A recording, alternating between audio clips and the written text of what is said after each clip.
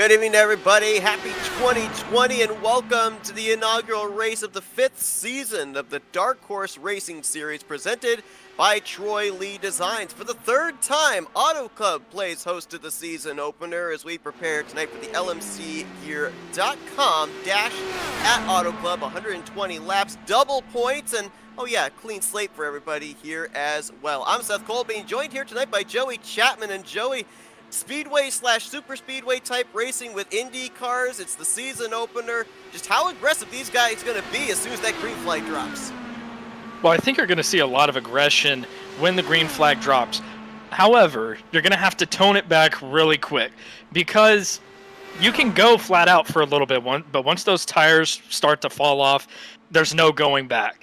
So if you're going to push really early, you're going to suffer the consequences. However, with tonight's race, you're going to be burning almost half a gallon of gas per lap, looking at a fuel window of about 27 laps.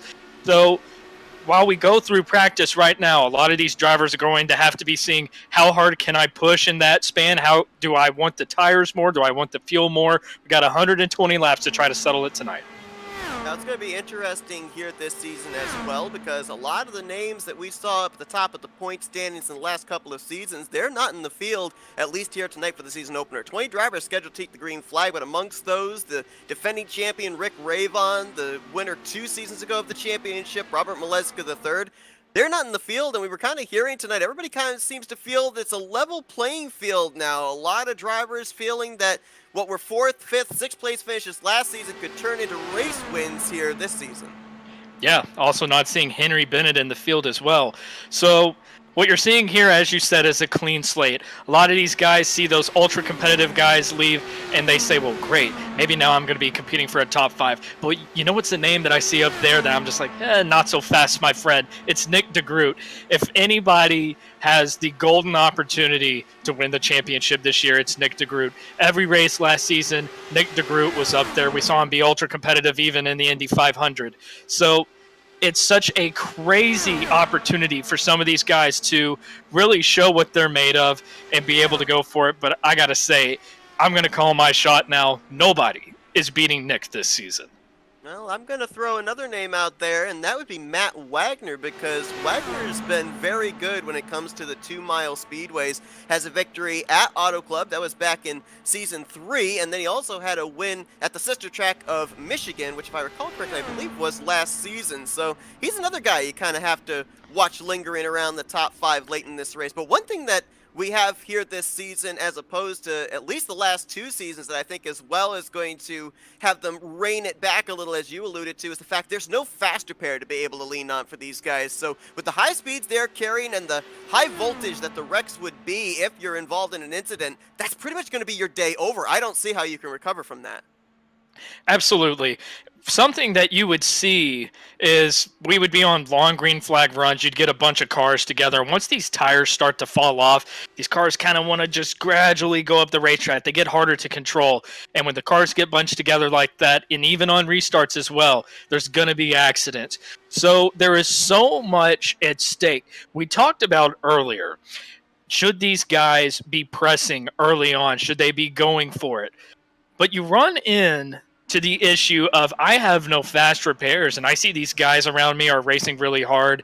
Do I want to burn up my tires, try to get around these guys, or do I want to let them wreck and try to miss that? So not having the fast repair to me is absolutely a brilliant, brilliant opportunity for a lot of these guys, because it forces drivers to be smarter. You can go out there and you can push, but at the end of the day, you have to be smart about where you are on the racetrack and the kind of pressure that you're putting on other drivers. You could put too much pressure on somebody, they start to drift up the track, they hit the wall, they hit you. You've got 5 minutes of repairs, you're 3 laps down, or your race is over. So much at stake this season, and I think we're going to see really great racing. Practice completed and qualifying now begins. 5 minutes for these drivers to try and set down the fastest lap time to start on the pole position for today's event. And one of those drivers that is getting onto the racetrack is the only driver in the field here tonight that has a former pole here at Auto Club, that being Eric Peterson. You got the pole here back in Season 2. The other 2 times that we were here in the season opener, once at Auto Club and once at Michigan. It was Robert Maliska III who sat on the pole spot. And I noticed another driver that actually just entered into the server and is on track practicing right now as well, and that's Eric Schaus. He's a former winner, but that was all the way back in season 3 at the Tricky Triangle of Pocono. Well, if there's a great place to come back to, it's Auto Club. And I gotta say, after running some laps here, just trying to get a feel for what these cars were going to be like tonight, one thing that I just consistently forget about Auto Club, which I don't know how I could, is how bumpy it is. These cars are going so fast. And then you start going down the backstretch and you're running up against the wall, and next thing you know, you're shaking in your chair just from the force feedback on your steering wheel because of how bumpy this track is. Then you think you want to try to dive it down into the corner. Well, guess what? Too much steering input, these cars are going to go right around. So these cars are on that rugged edge. You have to be really, really, really careful to ensure that, you know, you're not going to make that ultimate mistake. And especially here in qualifying, you want to try to qualify as best as you can. And obviously, of course, you want to try to start up as high as you can. But what if there's an accident at the start of the race with no fast repairs? There's just a lot that's on the line as we see Nick DeGroot slowing down from his laps, currently second. And that would be second to Eric Peterson. We've noticed a lot of familiar names here as we go through the field. But how about some of these young guns here? Chummy Miller in the 04, Dustin Lamb in the 91, TJ Elaine in the 95. Seen a lot of new faces here. And just how much of a period of adjustment is it going to be for these guys in the early stages of this race? Well, you're going to have to learn fast because there's still a lot of ultra competitive guys in this league. One of the things that I would recommend, just follow behind those guys that you know are the cream of the crop. Get behind those guys, run with them, and see what they're doing. Imitation is a form of flattery, but it's also a great way to learn on iRacing. And when you're in a league like this, especially if you're a young guy that's trying to get more experience, as we see AJ Hobson currently 10th, comes across the stripe, see if he can impress on that, or improve on that, rather, currently 5th. So really good lap from him. Also, Matt Wagner out on the track trying to set a fast lap. Luis Gonzalez Nunez, he'll be making his first start under the Dark Horse Racing Series banner. And there's the aforementioned Matt Wagner, former winner here at Auto Club. A couple of Cinderella stories that could take place here tonight as well. We saw Jim Brooks out here earlier in the 51. A lot of people were really pulling for him back last season at New Hampshire. He almost pulled off his first victory of the series there. Also saw AJ Hobson, as you mentioned, in that machine right now 7th on the board, and he ended up winning here at Auto Club back in Season 2, so would like to become the first driver to be a multi-time winner at this 2-mile race. Look at this, a new pole sitter, Matt Wagner with the 31.773, a blazing lap. I was looking at the leaderboard, and I didn't think anybody was going to touch Eric Peterson. Matt Wagner, late in qualifying, jumps to the top. And it's so competitive right now. And number one, we see a lot of great laps up right now, but so many guys running 31.8. We see between 3rd and 4th, identical lap times, almost identical between 6th and 7th. This is going to be such a great race. And while qualifying is one thing, if we see a lot of guys pushing early on and these guys are just that close, there's no telling what we're going to see in the actual race. Well, if he's able to hang on for the final 15 seconds, it'll be the 4th time that Matt Wagner will start from the pole in a Dark Horse Racing Series event. And I don't think he's going to have any challengers. Everybody, for the most part, making the left-hand turn back to the garage area and getting ready for their crews to push them out for the grid. Matt Wagner going to start on point here for the LMCgear.com Dash at Auto Club. And Eric Peterson is going to capture the outside of the front row for this 120-lapper. And we are prepared for a great night of racing. Also want to give a shout out to Scott Rankin, who couldn't be with us here tonight, our beloved color commentator here on FRN. You know what? He won the Area 51 race for Dark Horse last night, and apparently rumors say he did a shoey with milk inside of it, and that's why he couldn't be with us tonight. So, medical reasons, I guess we'll call it, perhaps. That's what I'm going to call it. For our colleague Scott Rankin, but should be a good one here tonight. Again, double points on the line for these guys here as well in this season opener, and it is going to be the fourth time that a 2-mile racetrack is going to be the place where the season gets started. We mentioned the Auto Club 2 seasons previously has been the venue. Michigan was the other one. That was, of course, last season, but we'll see what happens here tonight. As we mentioned, a lot of different rules as opposed to what we had last season, or even a couple of seasons ago. But still, the same racing is going to be taking place here tonight. It is going to be action-packed from start to finish. Going to be a race of survival in the early stages, a race of strategy, I feel, in the middle stages of this race, and then it's just going to come down to who's able to work the draft, who's able to get the runs necessary to get themselves to the front and maybe stay there, because as we know, we get close to the end of the race, it's going to be a lot of fun to watch these guys blocking with the high speeds in these Indy cars. Especially if we end up getting a late race caution. Say we're in that final fuel window where, let's say there's a caution with 20 laps to go and all bets are off. Some of these guys might come down, take tires if they have any left. What you are going to see is guys just laying it all on the line for double points. This is a big race where if you have a really bad race, it's going to put you in the hole early on, and that's not where you want to be with guys that are this competitive. However, if you have an opportunity to win this race late, what are you willing to do to be able to try to come out of here with the maximum points? Let's take a look at the starting lineup for tonight's event. We gave you that front row as it's going to be Matt Wagner alongside of Eric Peterson. They will be followed in row 2 by Luis Nunez and Jim Herrick. Great effort there for Nunez in his debut. Fifth place going to be former Indy 500 winner Craig Forsyth. He'll be alongside of Charles Teed, who's looking for his first victory since season 3.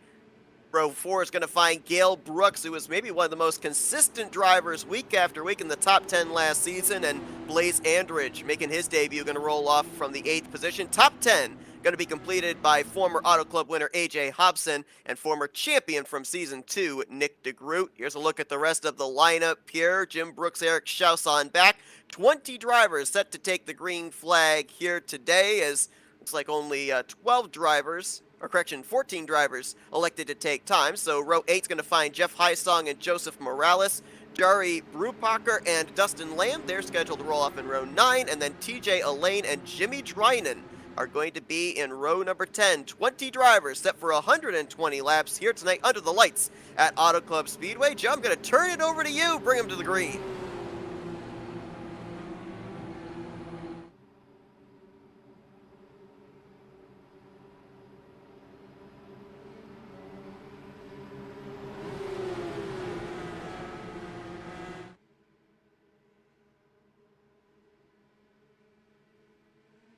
Fifth season of the Dark Horse Racing Series, presented by Troy Lee Designs, is underway. Matt Wagner with the shorter way around the racetrack is going to lead them into turn 1. They fan out double wide, almost 3 wide there into turn 1 already.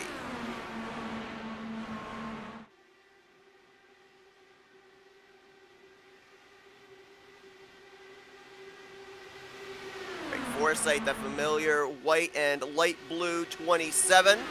Looking on the inside of the bright yellow 36 of Eric Peterson, as Wagner's going to come around. He'll lead the first lap of the 5th season. 3 wide, 2 rows, 3 rows deep behind him from about the 2nd position to around 10th, 11th place. It looks like they're giving each other room. As soon as I say that, though, in the middle, I believe that was Charles Teed getting a little bit out of shape, along with Blaze Andridge, and Blaze Andridge trying to get out of Dodge right at the moment, it looks like, as he was trying to figure out where do I go here. Almost 3 or 4 wide coming off of turn 2 there. But Matt Wagner had an absolutely amazing start, and that's going to be so critical in him being able to retain the lead. Caution! Oh, caution! Gary Corley in the 7 car is, I believe, gone around, and TJ Elaine as well. Looks like that was over in turn 4.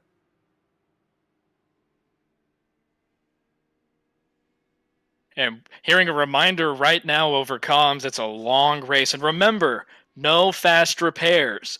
So they gotta urge the drivers right now. You gotta be smart. You gotta conserve what you got. You're not gonna win the race on lap 3. But an amazing start for Matt Wagner. We're getting ready to see a look here at what might have caused this accident. Maybe a long race for some, but I think it's going to be a short race for TJ Elaine, who goes up and over on his roof, barrel rolling towards the start-finish line. Wow. Corley with a hard hit there as well, and that is a lot of damage to the front end. The whole front wing ripped off of the 95. We'll look and see just how heavy the impact was for Gary Corley. There was also another driver, Bright Green Machine, that came by on the front straightaway and I think made a little contact with the right front wing. That's just a case right there. It looks like somebody gets into the corner. You're a little excited. You're a little proud of that entry you made, but then it just starts to carry up the track, and you're going to have somebody right above you. And right here, this is just a rookie mistake. I would be very upset if I was the car on the outside in that situation. However, especially 3 laps into this race, there's no need to be racing like that this early on. Was Gary Corley getting a lot of damage to the rear end of his machine. Gonna see if I can pinpoint who the bright green car was. Possibly Dustin Lamb, I believe. We're gonna go on board with him as I believe he was the one that makes contact with the upside down machine of TJ Elaine on the front straightaway. Watch here, you'll see the smoke into 4. And we see a message right now from Elaine to the other drivers. He said, first time in these cars, made a mistake. And that's what I said, just a rookie mistake right here. And gosh, what a crazy job of avoiding the accident. That is absolutely insane. Heads up driving. Now, we see a lot of times, especially at tracks like this, the longer a run goes on, the more we talk about the temperature building in the right front tire, making it harder for the car to turn on exit 1 to drift up the racetrack. We were only a couple of laps into this one, and we saw how it almost seemed like TJ Elaine's car did not want to turn. What kind of components take place leading to a car getting that tight that early? Driving it in too hard. I mean, that's just a situation where the first lap or two, you can't. The cars change so much in just a few laps. So you were able to take that kind of brave entry into turn 3 and can carry that momentum into 4. But in a situation like that, it seems like he had a great entry into 3, might have needed to lift some. Car just continued to carry up the track, and he was really hoping that if he just stayed in it, made the corner, he was going to be fine. But that was just a case where you have to lift and understand that if this is your first time in a car, and this is just a rookie learning mistake from TJ. When it's your first time in a car, I just recommend getting behind somebody, seeing what they do, and don't press too hard, because at the end of the day, whenever you make a mistake like that, you end up taking out somebody that could potentially be competitive. But all in all, it's a learning experience.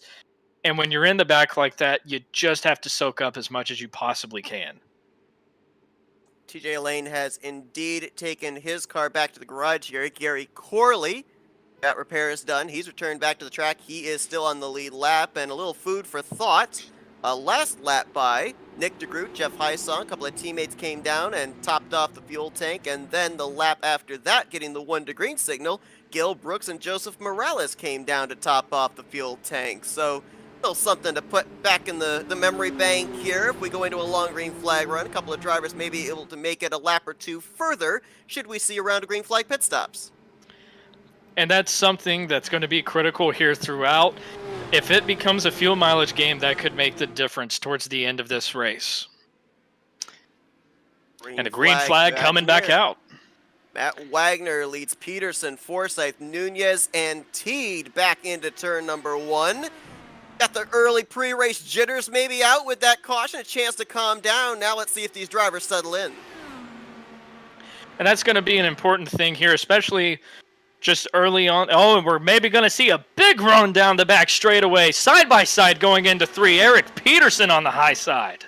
If we've learned anything from these races at Michigan and Auto Club, if you're going to make a pass, you've got to get the run to the outside, because that race leader is not going to give you the short way around the racetrack on the inside line. As these guys are side by side, watch for Forsyth. With them stalled out, he might have a big run here through 1 and 2. And Peterson tries to hold on, but he just doesn't have the advantage up there on the high side, and he's going to have to give it back into 1. But I got to say, what a great move by him, but Forsyth is now going to be looking for second.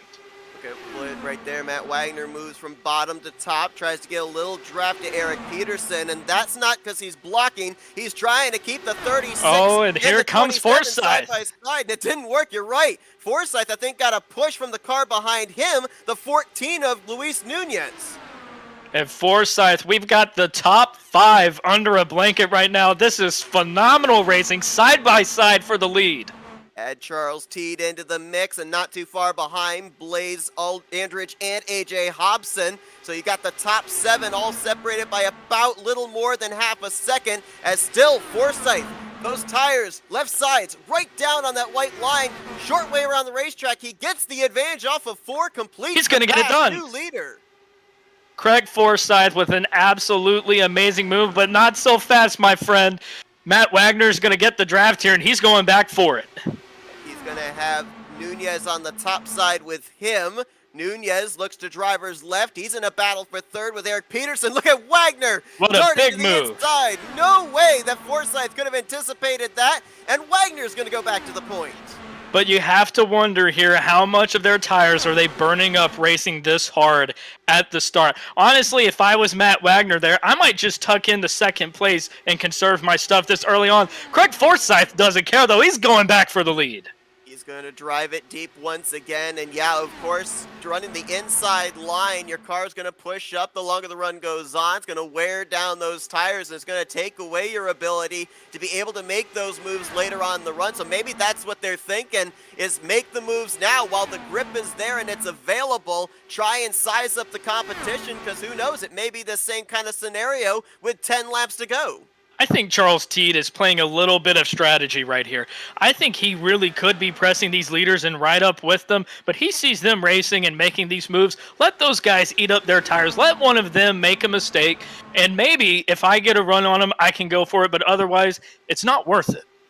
No caution, but we do have a driver that is now on pit road, 4 laps down, Jimmy Drynan in the 99. He hasn't even made it to his pit stall as he sits up against the pit wall there just before the first pit stall. You can see the pit signs there ahead of him, so not certain what happened with him, but right now currently sitting on pit lane and now 5 laps down to the race leaders.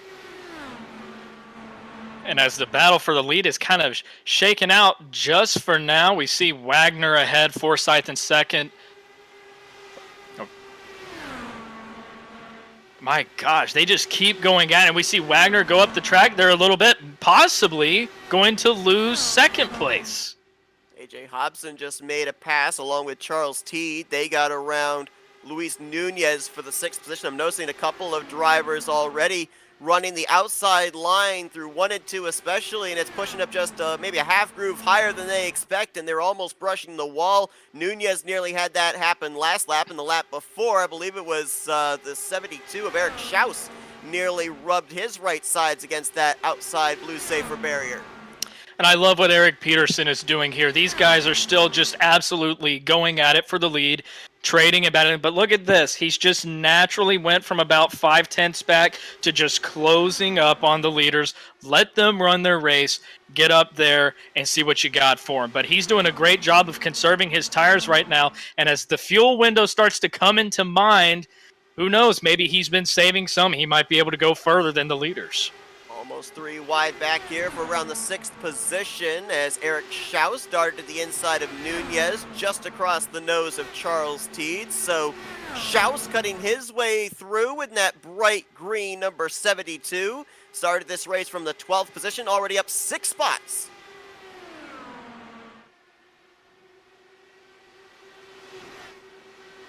And we see the racing throughout the field really starting to just kind of cool down as the tires start to wear out.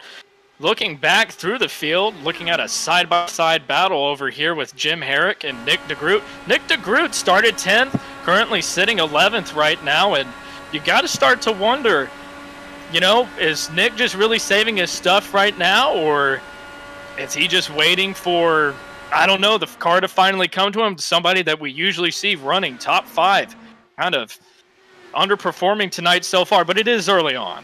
Well, let's also remember that he came to pit lane, topped off the fuel tank under that yellow flag, so he was restarted back outside of the top 15s, picked up a couple of spots since then. kind of off sequence. Same for Jeff Heisong in the 18, Joseph Morales in the 60, and the car just behind Nick DeGroot there, the 71 of Gale Brooks. New colors for him right now in the 18th position. All those drivers, they were drivers that came to pit lane and took on a little bit of extra fuel when we were running under pacing. And taking a look back at the lead now as Matt Wagner takes the top spot back from Craig Forsyth. Peterson just sitting there right now, biding his time, as we see Forsyth is going to get a run going into turn 3, and he's going to take the lead right back. And I got to say, I'm impressed that these guys continue to trade the lead back and forth almost every single lap. It seems like we get the run here, going right back. These guys are not saving anything. They want the win, but remember, it's lap 18. You can't make a mistake now. You don't want to burn it up too much.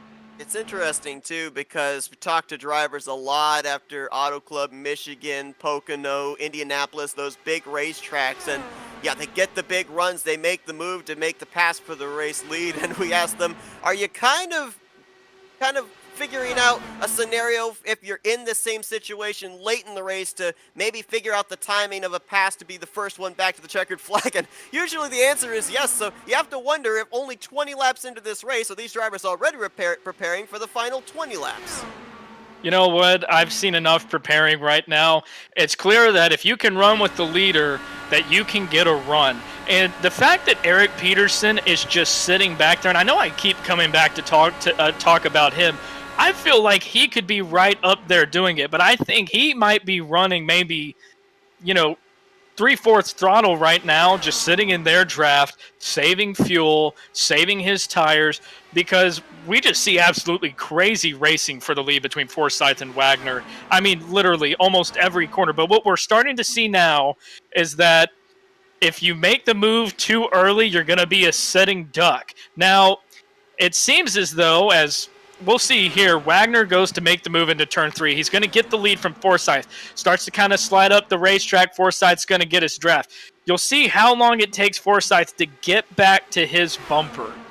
He's just now able to make that move past the start-finish line. So if this is how it's going to be throughout, I want to be in second place on the final lap, and I want to make my move in turns 3 and 4, because otherwise, you'll see here, Wagner is going to get the draft going down the back straightaway, able to make the move into turn 3 and 4. Of course, last season, the season opener was at Michigan, a sister track here to Auto Club. Matt Wagner picking up that victory, or actually, correction, I should say, back in season 3, the Auto Club race, he was the winner of that race, and he led 27 laps en route to that checkered flag. Craig Forsyth and Eric Peterson were both also in the field.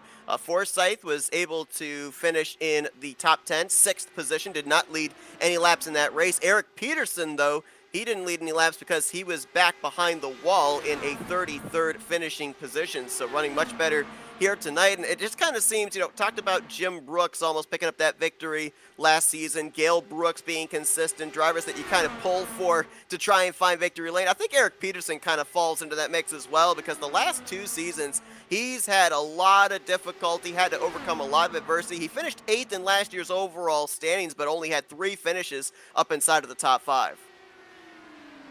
And Peterson right now still in contention with the leaders, and we see that 4th place, Nunez, is 2.5 seconds back off the leader. So these guys obviously going hard right now. You want to talk about somebody that's rising up through the field, talking about him earlier. I will eat my words. Nick DeGroot has made his way up to 6th place. And you know what? That first caution could have been a blessing for some of these drivers that were really wanting to think about strategy. Listen, there's some very clean racing in this league. You often don't see rookie mistakes. You don't see guys just taking each other out rather. So Nick DeGroot might just feel confident in that he can go out here, run an off strategy, and once these guys start pitting here in a few laps, he might inherit the lead. And we have a driver that has gone to the garage area. I'm not certain what the circumstances were, but Eric Schaus was working his way up there through the field. He was up inside of the top 10, knocking on the door of the top 5, and a few laps ago, he made the left-hand turn into the infield. He's out of the race right now, scored in the 17th position. So not sure what the circumstances were there for the former winner here in the Well, Dark Horse Racing Series, but that's a tough break for him, who obviously had a very fast race car. Well, Eric Schaus, very unlucky here because it seems that he got into a little bit of a mix-up. Can't tell with who, but he slid up the racetrack. The car behind him got a run, and as Eric started to try to come back down the racetrack off of turn 4, got clipped in the back, slid to the inside wall, and crashed, and he's going to call it a day. No caution for it, as probably happened down below the double white line, so that would be considered off the racing surface, and no yellow flag would fly for the incident. It was him and AJ Hobson. So it's going to be interesting to see if Hobson has any damage here. That would have been for 5th place. There's Hobson in the 63. We'll look to see if we can find any visible damage on his machine, as he's about to be reeled in by Nick DeGroot, Jim Brooks, and Gale Brooks. That's a battle 6th through 8th going on right now. I'm not seeing, especially around the front wing, I don't see really any visible damage on his car. And we're starting to hear about drivers getting ready to pit. So we're right at the fuel window. Lap 27. We're going to hear guys, Chummy Miller announcing that he's getting ready to come into the pit. Matt Wagner, our current leader. I was going to say, 6 has to be one of those first ones, right? Because he and Forsythe, they've been out here in this clean air creating the draft for everybody else. I'm extremely interested to see how long Peterson is going to be able to go. He was not one of the guys that came in under that first caution on lap 3. So we're going to see here how much longer is him just sitting in the draft, sitting in the draft of the 2 leaders and just biding his time. How is this going to work for him as we see both Forsythe and Wagner peel off the pit road as Peterson will inherit the lead? Whoa! Someone missed it. Big time. I'm not sure who that was. Was that High Song, I believe? Someone went flying by. No, actually, that was Luis Gonzalez Nunez. And that is a costly mistake early on in this race, especially if it goes green. Missing pit road is one of the biggest things that you can do to ruin your race, and Nunez has got a big hole to dig out of now. He's got his work cut out for him. So Matt Wagner, Craig Forsythe, AJ Hobson, Charles T. Jim Brooks are the 5 drivers that came down there. Current leader Eric Peterson is going to come down the pit road, so it could be a thing of maybe he could have stretched it another couple of laps, and Nick DeGroot, who just inherited the lead, is going to get back right on the same strategy with everybody else. So you got to wonder, how much did he really gain with making that pit stop on lap 3? Yeah, we'll see how long he, Gale Brooks, and Jeff Highsong, how much further they can go, as they all pit under our only caution of the evening. And here's the answer. Nick DeGroot coming to pit lane. So he gained 1 lap of fuel. Looks like Gale Brooks may gain about 2 laps of fuel. He'll probably be in next time by. Jeff Highsong hitting pit road this time as well. So the teammates, the 89 and the 18, able to stretch it 1 lap further than everyone. But they may have also taken on some tires there as well. Maybe another reason why they were able to cut their way up through the field as quickly as they did. And that could be a reason why we see them going ahead and pitting right with the leaders, even though it wasn't going to make that big of a difference.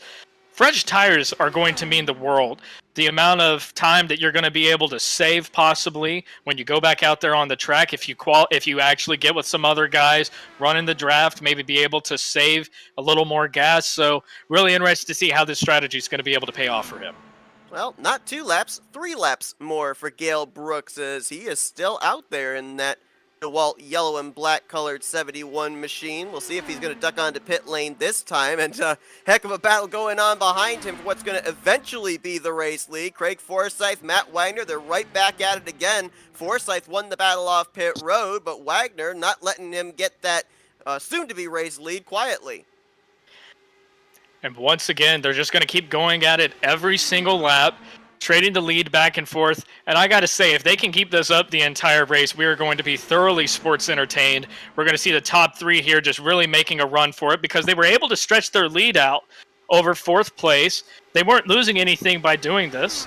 And if you can keep it mistake-free, we get the benefit. We get to sit here and call it and have a great time. Absolutely. Forsythe going to go to the point as they will bypass Gale Brooks here, heading into turn number 1. Forsythe will go to P1. Well, maybe not. Wagner's actually going to go to the front again.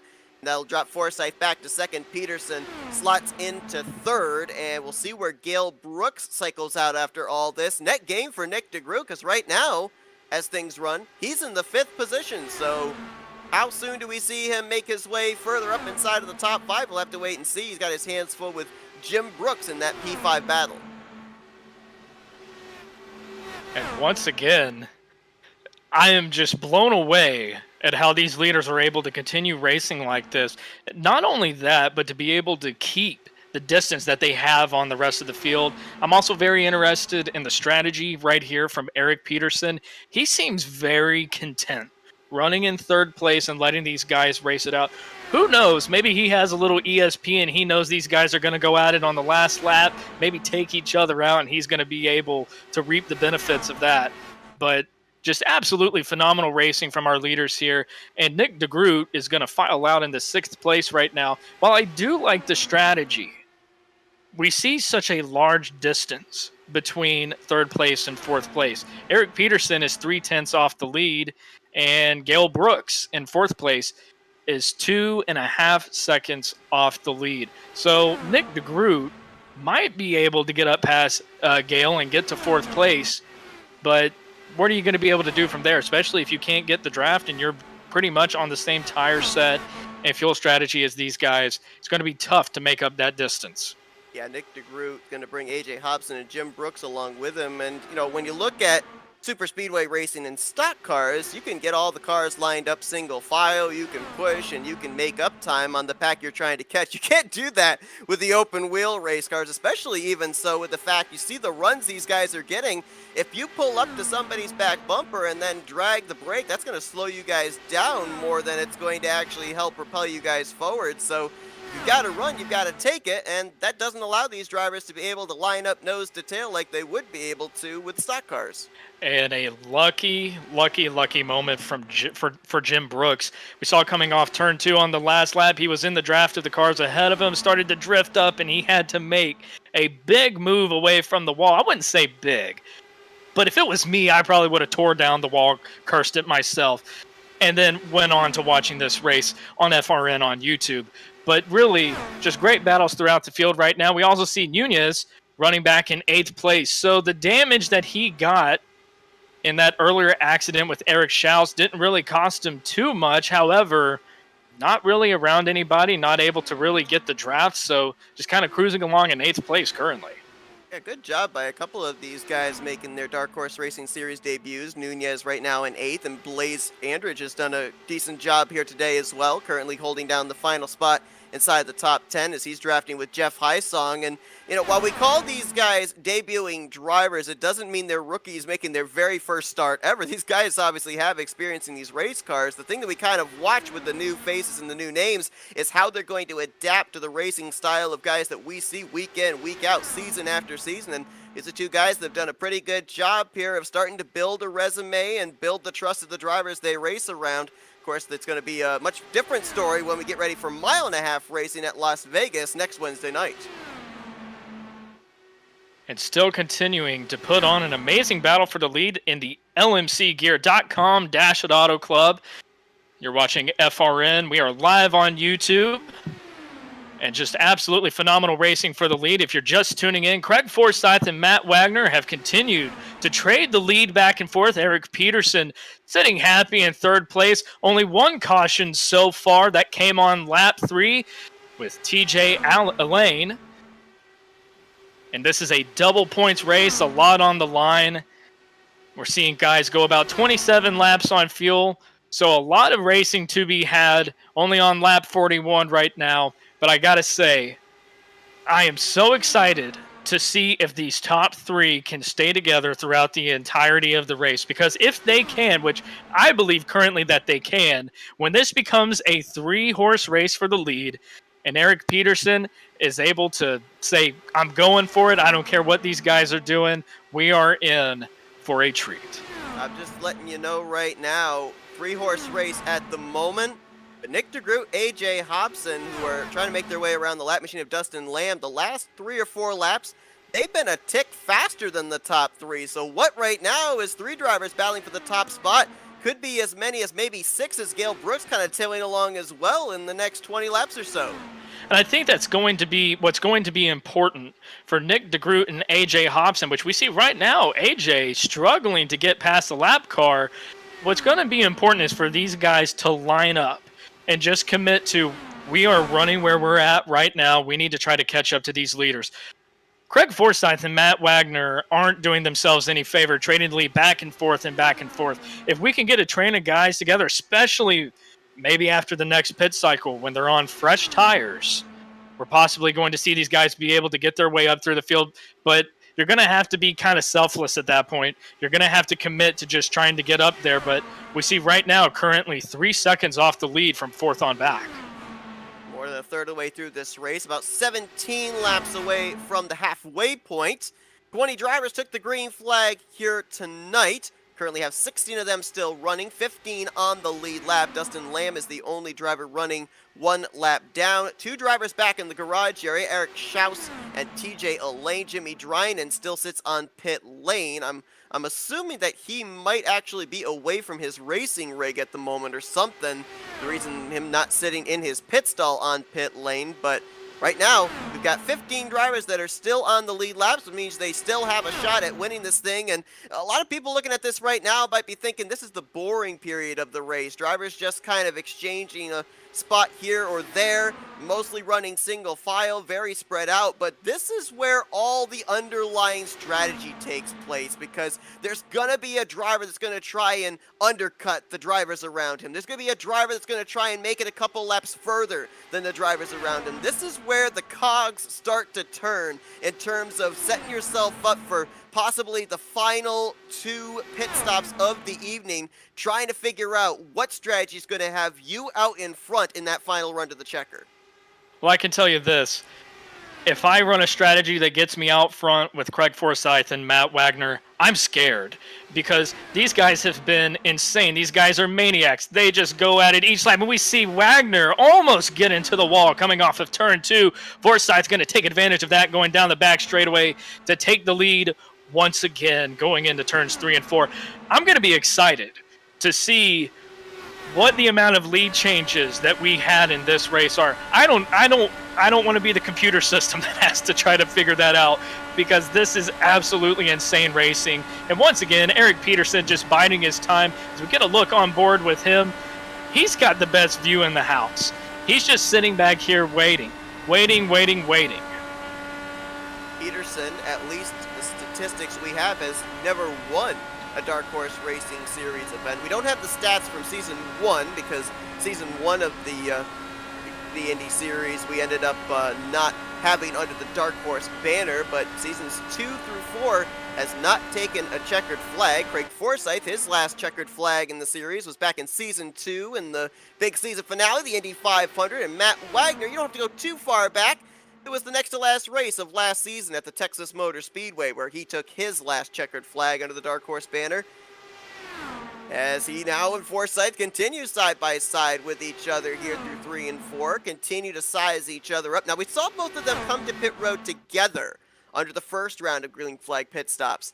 In the upcoming pit stop, do they change it up at that point, or do we see them come down nose to tail once again? I think you'll see these guys come back down nose to tail once again. You've got 2 guys that are extremely equal.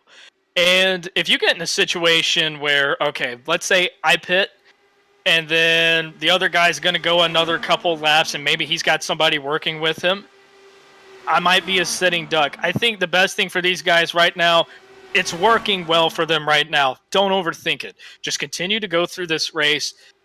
Run your race. Make a pass every lap for the lead. And be ready to battle when it comes down to about 100 laps to go. Or pardon me, when it comes back to about 20 laps to go. These guys have been racing like maniacs since there was 100 laps to go. But when it gets to about 20 laps to go, I'm going to be very interested to see, do we continue to swap the lead back and forth?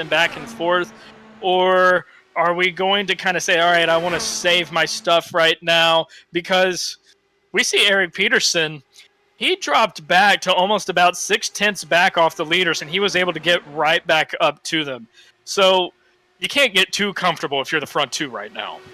And at what point of this race, you have to wonder as well, does the blocking come into play? Because we're seeing right now these passes back and forth between Wagner and Forsythe. There you see about almost a full groove between those drivers, not forcing the issue. As we get later into this race, towards the end, we've seen it season after season. The race leader is going to pin his car down to that white line, force the drivers to go to the longer way, the outside line, to be able to make the pass. At what point do you start blocking and, do you choose, do I want to be the guy leading off of pit road and then start blocking? Do I want to be the driver second to get the run to try and make the pass and then I start blocking? I mean, it's a mind games going on between these guys right now at this point in time, and it's just going to continue on the closer we get to the end of this race. Blocking is what's going to end your race and the guy behind you's race. That is going to be the thing that allows Eric Peterson to win this race. So if this were the last lap, if I'm Craig Forsythe, I'm loving this, because right here I can maybe back off just a little bit coming off of 2, so I can time my run coming down the back straightaway, so I can either dive into turn 3 or try to get it done on the high side. That's something that I want to see maybe one of these guys try to do differently, because it seems like right now every time we see a pass for the lead, we're going to dive down low, come back up, and then dive into the corner. At what point do you see, okay, well, I know that driver is going to try it on me on the last lap, so I'm going to be able to block that. At what point do you try to make your move to the high side? We're going to drop back here for a replay real quick, because I believe we've had an incident involving Nick DeGroot. He's faded all the way back to the 9th Leaders position. pitting right now as well. Craig Forsythe and Matt Wagner. I'm not certain what went on with DeGroot. I'm not seeing anything here as I go back and look. He might just be backing his pace down, but he kind of free-falled through the field there in the last 10 laps or so.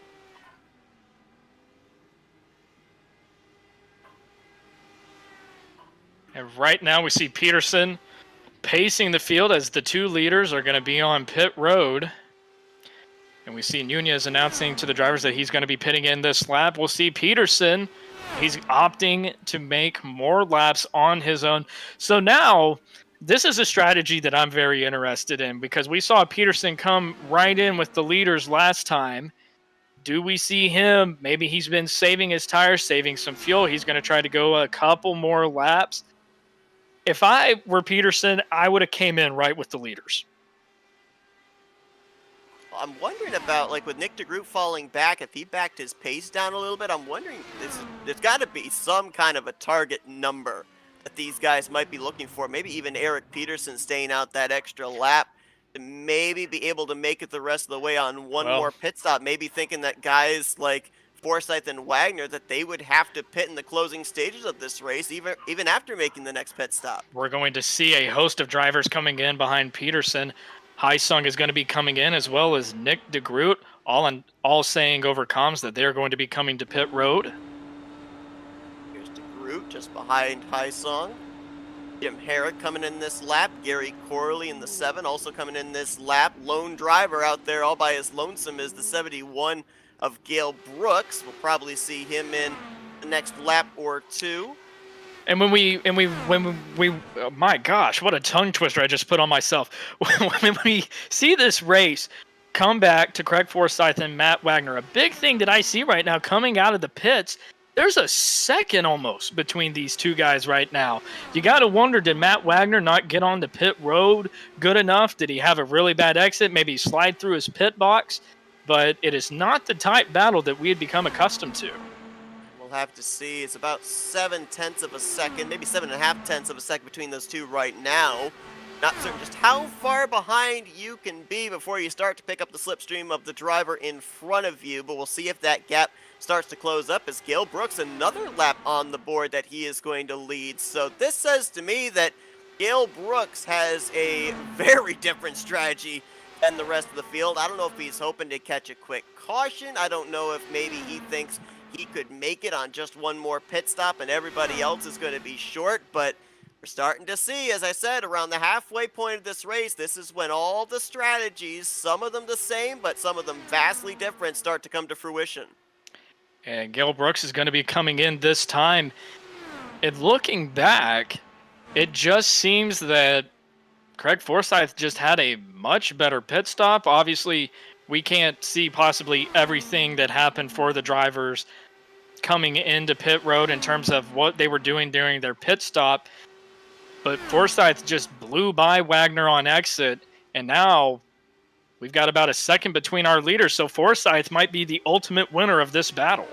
We've also had another driver with an issue on this round of green flag pit stops. That is the 50 of Charles Teed. He was running up in the latter half of the top 10 before the pit stops began. Now finds himself back in the 15th position, last car on the lead lap, and only about maybe 6 seconds ahead of our race leader, which is now Craig Forsyth after Brooks dove onto pit lane.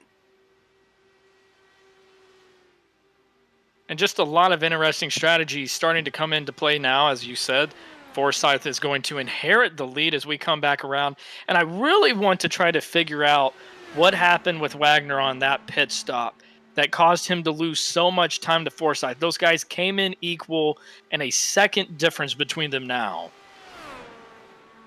Halfway through the LMCgear-.com, or let's try that one again, LMCgear.com at Auto Club, as you're joining us for the season opener of Season 5 of the Dark Horse Racing Series. Seth Cole and Joey Chapman, we thank you for joining us here on this Wednesday evening as we're starting to see the strategy playing out here between Craig Forsyth, Matt Wagner, Eric Peterson. They've been your top three mainstay most of the night.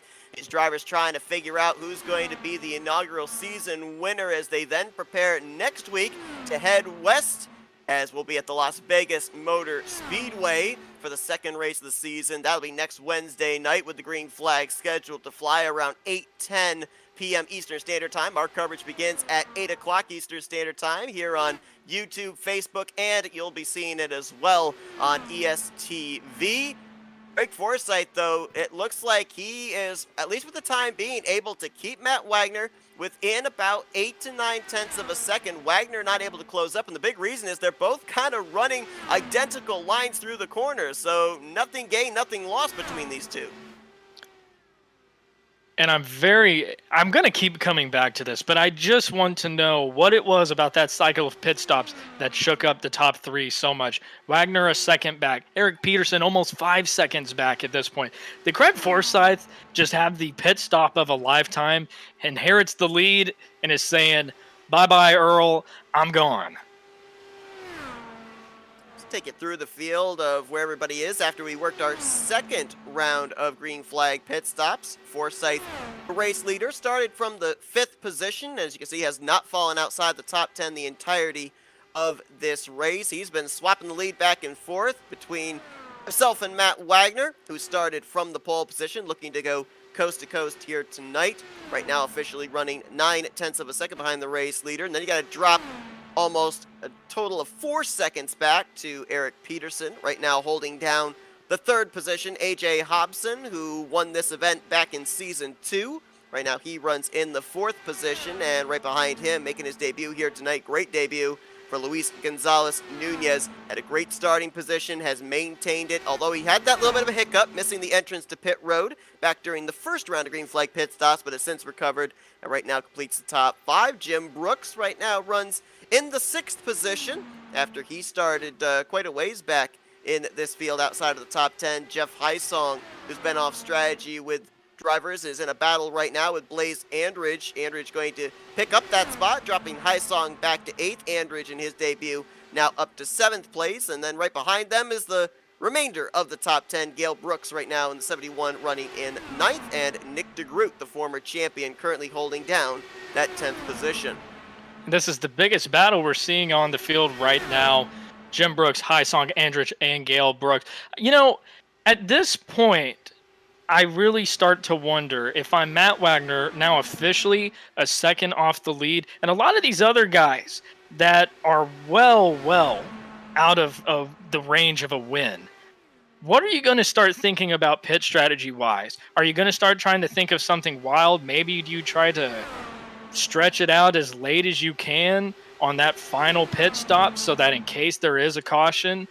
If I'm Matt Wagner right now in second place, I'm really starting to think about what can I do different from Craig Forsyth that might work. If I am Wagner, I might try the undercut. And I can tell you this.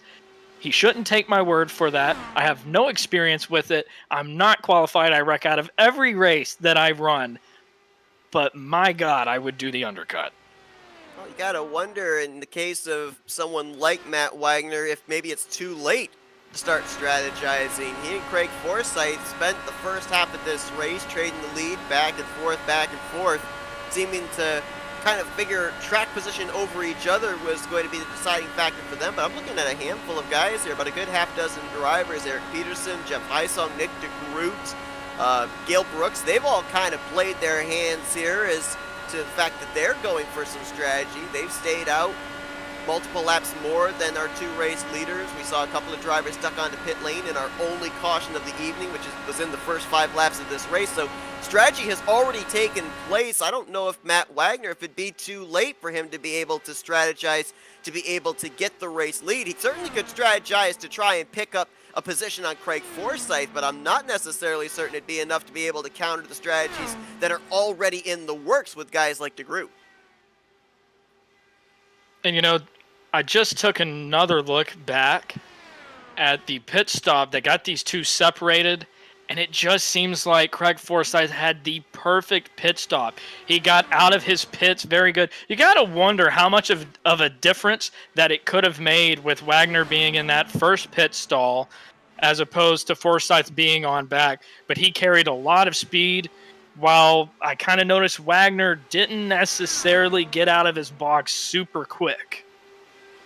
Right here, it looks like about half a second was the difference between those two drivers in terms of overall time spent on pit lane. Craig Forsyth about 0.2 of a second quicker from getting onto pit road to his stall, and then from his stall to the exit of pit road, and then 0.3 of a second quicker was his pit crew on their stop over the pit crew of Matt Wagner. Taking a look here at the battle between Nunez and Hobson, as Luis is going to look to try to advance up to 4th place. Really a great run for him so far. Obviously, he started 3rd place, kind of fell back through traffic a little bit, and we got a caution on the racetrack. It's Charles Teed in the 50. Who was running last car on the lead lap. And I was just about to pose the question to you, are these drivers now all having to basically strategize for green flag to the end of the race? I'm going to withdraw that question because it's a moot point now. Can we say it? Can we say it? This changes everything. Charles Teed, when we get a look at this replay, I just heard him say he was riding the brake, and then he tried to floor it off, and he was really just trying to make the corner. And that is unfortunate. That was a really hard hit for him, and I'm not laughing because I'm embarrassed for him. It's because I've been in that exact situation before where you're just really thinking, oh, I've got such a good run, and then you hit the wall. Auto Club in Michigan, they're deceiving tracks, aren't they? I mean, you think for certain when you eyeball it through the center of the corner, you look and say, oh, absolutely, can arc this thing up there to the outside wall, will not hit that wall, and next thing you know, car just goes straight. And you saw those couple of cars behind him. Yeah, that was your race leaders, Craig Forsyth and Matt Wagner, coming into the scene. So very fortunate that the 50 stayed up against the outside wall, did not come back down the racetrack, or that could have really shooken this race up. So now the big thing is, do you come and take tires? Or are you just going to take fuel? Which, granted, I think every time you have the ability to take fresh tires, you need to take them. And we're going to see Wagner. He's going to be sure he's going to be right up on Forsyth here. He doesn't want to lose anything. He wants to be right up on him for the restart. And I got to say, Charles Teed, you saved us, because it was going to be possibly just one car gets away at the end. But my gosh, this is going to be such a treat that we're going to have. If you're just tuning in for the first half of this race, Craig Forsyth and Matt Wagner traded the lead twice, every single lap. Those guys were just going at it. But now, that accident off of turn 4 changes everything. And I'm very interested. That was a very close race off of pit road between Wagner and Forsyth. And I believe Forsyth just barely got Wagner at that second white line. maybe less than half a car length was the interval between those two. Of course, Wagner having the #1 pit stall, so all he has to worry about is launching to that commitment line, but Forsythe just a tick quicker to be the one to lead us back to green. I mean, look at the names that this now puts back into the picture. Nick DeGroot, Jim Brooks, AJ Hobson, Eric Peterson. I mean, he was in ride mode for the first half of this race. Granted, he lost some track position after the second round of green flag pit stops, but these are guys that we know have the same kind of speed as the two race leaders. Some of them, they just haven't had the track position to be able to utilize. Right, and you got to think these guys that have been running from about 4th to 8th, that have been able to see the leaders off in the distance, trading the lead back and forth. They've been watching that, and they know how important this restart is. You have to get a good restart. You want to keep the guy behind you.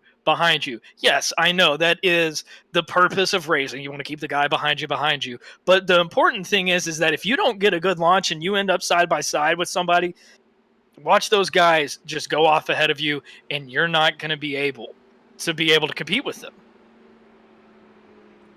Dustin Lamb, the 91 car, receives the free pass under this yellow flag. He was 2 laps down when the caution came out, so he gets one of those laps back. He'll be the only car 1 lap down on this restart in the 15th position.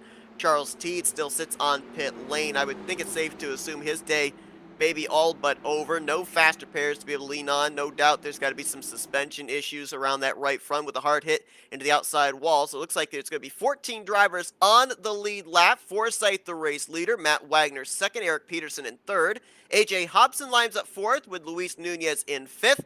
Jim Brooks will be 6th, Nick DeGroot 7th, Blaze Andridge 8th, Gale Brooks in 9th, and Chummy Miller is going to complete the top 10. It's going to be Joseph Morales, Jim Herrick, Jeff Heisong, Gary Corley, the remainder of the 14 drivers on the lead lap. We're going to have a total of, if my calculations are correct, looks like 44 laps to go when the green flag comes back out, which means at least one more pit stop looms in the future for these drivers. But a lot of options on when you want to make that pit stop, especially provided we may not go green to the checkered flag. You're going to see a lot of great battles here as Craig Forsythe brings the field back to the green flag in the Dark Horse presented by Troy Lee Design Series. You're watching the LMCgear.com Dash It Auto Club on FRN, and we see very, very good restart for Craig Forsythe. Matt Wagner behind him. Eric Peterson kind of falling back a little bit, but he was able to stay with the leaders for most of the race. We're going to see Matt Wagner going side by side with Forsythe. The battle is back on.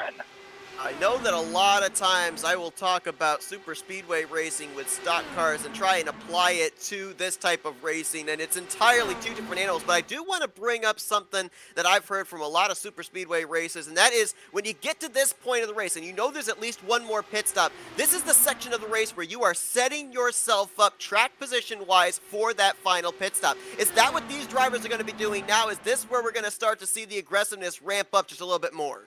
I think at this point, it's pedal to the metal. You don't want to lose the leaders again. We saw the leaders get out so far ahead. If this race stays green, it doesn't matter what you saved at that point. You're going to be battling for fourth on back. It's important to just give it all you have right now. Try to get to that last pit stop, and don't let these leaders get too much ground on you. Because we saw it was a 3-horse battle for most of the race until that last pit stop that we had. And Eric Peterson is going to be under pressure from AJ Hobson. You talked about it at the top of the broadcast, just how abrasive this racetrack is with the bumps. It is not a smooth ride. You just saw it there with that onboard with AJ Hobson, just the car chattering as it went through 1 and 2. And I couldn't imagine being one of the actual IndyCar drivers running this race, going down the back straightaway right up against the wall and actually feeling all of those bumps. But now we've got about a 5-horse battle up front. We're going to see Nick DeGroot is going to try to make a battle for 4th place here, but he's going to think better of it. Maybe time his move for turns 3 and 4. Yeah, Nick DeGroot, a former winner at a 2-mile racetrack, but it was Michigan back in season 3, so he's going for the 2-mile sweep in his career here in the Dark Horse Racing Series. Hobson's going to have a little help from Nunez there. Yeah, very interesting. I do not believe that any of these three drivers are teammates to each other, so it's kind of like whoever I help is helping me as well in the case of the 14. Well, none of these guys are helping anybody right now because look at what's happening. The top three are putting a gap on these guys the more that they continue the battle. We see Eric Peterson kind of coming a little bit off the leaders right here. He's going to have about maybe a 6/10 difference at the line, and he's falling back into the clutches of DeGroot and Hobson. It's going to be a four-car battle for third place as the race leaders continue to swap back and forth. Forsyth now back out in front, and Wagner with the run will dive to the inside. Little surprising there that Peterson not able to stay in touch with the top two, with them racing side by side, kind of stalling each other out and instead falling back into the clutches of Nick DeGroot. But at the same time, could be be a playing case strategy. yeah, because let's not forget, with the timing of that yellow flag and us getting ready to go back green when we did, these drivers have two options. They could either stretch it as far as they can possibly go and then have a short spurt to the finish if we go green from here to the checkered flag, or at the same time, they could come to pit road around lap 92 to 94 when the fuel window opens for them to be able to make it the rest of the way on one full tank. I'm extremely interested to see what DeGroot is going to do here. We saw Hobson. I don't know if he caught the wall there, and if he didn't, my gosh, he's a lucky man. I wouldn't have tried to put a piece of paper between him and the safer barrier there. And we're going to see Nick DeGroot's going to make the move on Peterson going into turn one, and he's going to slide up, but is Peterson going to get the run down the back straightaway? He is. He's going to try to go back to passing. As we see, the leaders are doing the exact same thing side by side. First and second. Third and fourth, fifth and sixth. It doesn't get any better than this, than the Dark Horse Racing Series at Auto Club. These drivers right now picking their battles as Wagner and Forsyth mix it up for the lead. DeGroot and Peterson for third place. Nunez just made the pass on AJ Hobson to move back up inside of the top five. A strategy continuing to play out here in the season opener. Double points at Auto Club, and you know, it doesn't matter what kind of a series it is, the points are always so close at the beginning of the year after the first couple of races. There's going to be a lot of moving and shaking that'll take place with the double points here tonight. It'll be interesting to see what the scenarios look like for drivers that have had good runs here tonight, some that have maybe struggled when they head to Las Vegas next week. And if I'm Eric Peterson here, I might try to sit behind Nick DeGroot and see if the two of us can get our way up to the leaders as they continue to swap the lead back and forth. But Peterson, he's in it for himself right now. He's going to make another move on DeGroot and get the lead, or pardon me, get ahead of him into third place through turns 3 and 4. And that's going to allow Nick DeGroot to be able to make a run back on him going down the front straightaway. And we got a caution. Heisung seems to be involved in that one, sliding on his lid there. Chummy Miller and Gary Corley also involved, so high impact for three drivers who were battling just outside of the top 10. And Heisung is not impressed with what happened in front of him. One car gets loose.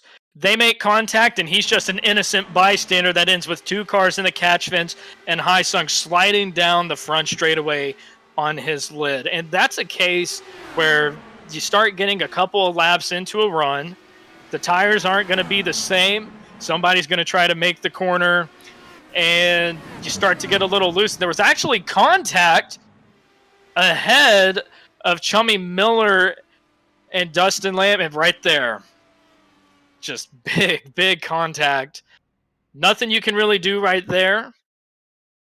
This started all the way over in turn 3, really. Yep. Looked like Chummy Miller, I don't know if he had a block thrown on them or what, but it, like he reacted and went down to the apron of 3 and 4. Yeah, there it is right there. There's the contact you alluded to. Corley runs into the back of that machine and then darts down across the nose of Chummy Miller and back up the racetrack again. And as you alluded to, that was Joseph Morales. That would have been, yeah, that would have been for 10th place. So right it was really just a late block by Joseph Morales. What it really comes down to is this starts coming down the middle of the back straightaway. They're going to start to get a big run on Morales. And Chummy Miller has the run, and then it's going to be a late block by Morales that gets him down the track. And it's kind of just chaos from there. Nothing you can really do, but I don't really know if he still had control of his car whenever he came back up the track. Maybe he thought he was clear and didn't want to be right on the white line, might have just overcorrected. But an innocent bystander, Jeff Heisung, and that's costly, and he's not going to be amongst those who will be battling it out for the win. Yeah, the one that kind of I'm trying to figure out was the 7 of Gary Corley getting out of shape, because we saw with that onboard with Jeff Heisung, he slammed on the brakes when he saw the contact between Morales and Chummy Miller. So he was making sure he wasn't involved in that. The car wanted to step out on him. He saved it.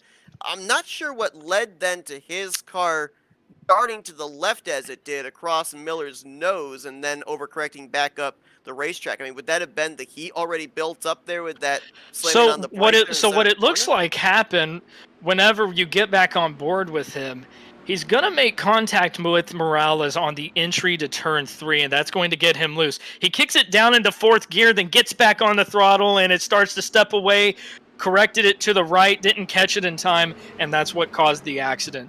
So really just a change there from 5th gear to 4th gear, then getting quickly back on the throttle, starts to get him sideways.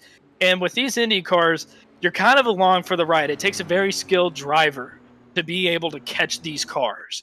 And he didn't really necessarily overcorrect it, but he just didn't stop correcting it in time when the car went ahead and swung back to the right. And he was just along for the ride at that point. And a lot of guys just taken out in that, but that starts with a late block of Morales. And that's where you see the intensity just picking up throughout the field. And it's going to be very interesting to see as we go on through this race. Is there going to be blocking throughout the leaders right there? Is there going to be more blocking throughout the back of the field that's going to keep the caution flag flying? That was a really bad block, and you can't chalk it up to anything other than that. And that might serve as a lesson to some of these drivers of, wow, these runs are really strong. I don't want to get involved in that. Just seems a little too early to be blocking like that as well, especially when it's back in the latter half of the top 10. But as you mentioned, a lot of good race cars out of the event now as a result of that one. Only 11 drivers look like they're going to be up to full song and able to compete for this race win, as Dustin Lamb is out of the race, Gary Corley out of the race. Chummy Miller, Jeff Heisung, they still sit on pit lane along with Charles T. But it looks like right now Lamb's going to finish 12th, Corley 13th, Miller 14th, Heisung 15th, and Teed in 16th. As obviously Eric Schaus in 17th, Jimmy Drynan 18th, and TJ Elaine in 19th. They made early exits in this race as well. Jim Herrick stayed out an extra lap to maybe get himself a bonus point for a lap led. He'll be now back in 11th position. Race lead gets turned back over to Craig Forsyth, and I still don't see these drivers able to make it to the end, as they all actually were on pit lane under this caution. They're not going to be able to make it to the end. The green flag is back out at Auto Club, and we see a great launch from Forsyth on the restart. And going back through the field, he's going to have Matt Wagner behind him, Nick DeGroot, and Eric Peterson. And Nick DeGroot was one of those guys that ended up on a different strategy than the rest. When it came to that caution on lap 3, he decided to come in top off on fuel, and now he finds himself battling it out with the leaders, and he's not going to do what Peterson did of just sitting back. DeGroot is a very good driver, very aggressive driver, and he's gonna shake it up with these guys. Who knows? We could see 3 cars trading the lead back and forth and back and forth. He's going to try to make it 3 wide, and he does. He's going to be on the bottom on the white line. Is he going to make it stick? He does. He gets ahead of Forsyth, but he's going to slide up the racetrack here, coming back to his bumper on the back straightaway is Forsyth. I'll tell you what, from what I've seen of Nick DeGroot, whether it's a 2-mile racetrack or a 1.5-mile racetrack, nobody is better at pinning their car down to the bottom of the racetrack than the driver of the 89, the former champion. But as he slides up there, opens the door for Matt Wagner to move back to second. Forsyth went back to the point, but Nick DeGroot, maybe that move was made saying, hey, Forsyth, Wagner, you haven't seen me all race, but I'm here to play now, fellas. Matt Wagner going to try to go back for the lead coming out of turn 2 here. Forsyth surely going to get a run down the back straightaway, but Nick DeGroot is going to want to be a part of it as well. Which lane is he going to choose going into turn 3? And he's going to maybe hold back for just a little bit, decides not to make the move. Forsyth clear to the lead. Got a problem for the 71 of Gale Brooks as he was slow off of turn 2. I don't know if that car got loose and he was trying to gather it up, but very slow off the second corner. Drops back from 7th now to the 10th position. Wagner once again establishes the lead. Forsyth drifts a little bit high going into turn 2. Going to see Nick DeGroot start to get a run on him. Forsyth not able to necessarily get as strong of a run. He's going to dive to the bottom all the way down to the white line. Wagner's going to fall back to second. Nick DeGroot wants to take second away. Doesn't have enough momentum on the bottom. He's going to have to settle for third place. Now, it's been interesting here in the first half of this race. We saw 2 rounds of green flag pit stops, and we saw drivers elect to stay out a couple of laps longer. I think the most we've seen was 3 laps, and that was Gale Brooks who pulled off that strategy. When these guys went back green, there were 30 laps to go. The number we've been given is 27 laps that they can go on a tank of fuel. Those extra 3 laps, is it possible for somebody around mid-pack to be able to save those extra 6 miles? You're going to be very hard-pressed to be able to do that. The amount of time that you would probably lose trying to save that, it's not going to be enough. And once these guys get on fresh tires and a nice full tank of fuel, and they can just go at it. If you're not in the top 3 right now, I'll say the top 5 is looking pretty strong in terms of being able to maybe compete, whether it be via pit strategy. I just don't see any way that there's going to be somebody coming from the mid-pack or the back being able to get their way up to the lead via strategy, as we see Wagner making a move for the lead, going to clear Forsyth going into turn 1. Nick DeGroot sitting strong in third place. And now with 3 cars battling it out, they've been used to mixing it up, just Wagner and Forsyth. Nick DeGroot is here, and he's ready to race. So now, and we see drivers starting to come down pit road. Some guys maybe going to try to short pit or undercut the leaders and see if that can help them strategy-wise. The leaders aren't worried about their fuel right now. They're not worried about their tires. They're busy going for it. Nick DeGroot gets a run right up to Wagner's bumper, and he bags out as Forsyth back to the lead coming out of turn 2. Those 2 drivers you saw on pit lane were Jim Brooks and Gale Brooks, and Joseph Morales has now dove onto pit lane as well. So these drivers are banking on the fact that they believe this race is going to go green from here to the checkered flag, because you're going to definitely lose a lap on pit road pitting under green flag conditions. You cannot afford a yellow flag coming out and trapping you -1.